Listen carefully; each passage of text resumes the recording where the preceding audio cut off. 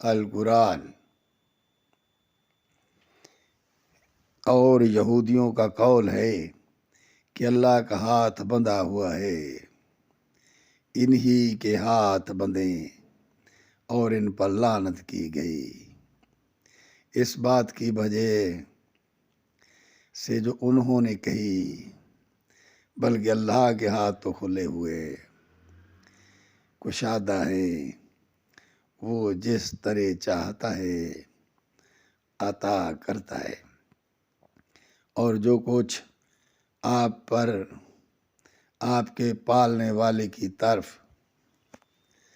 سے اتارا گیا ہے، وہ ان میں سے بہت سو کی سرکشی اور انکار حق میں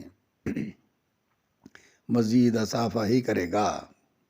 اور ہم نے لوگوں کے درمیان بغض و دشمنی کو قیامت تک کے لیے ڈھال دیا ہے، وہ جب بھی جنگ کی آگ سلگائیں گے اللہ اس کو بجھا دے گا۔ اور یہ لوگ تو زمین میں فساد ہی پھیلاتے پھرتے ہیں، جبکہ اللہ فساد پھیلانے والوں کو دوست نہیں رکھتا۔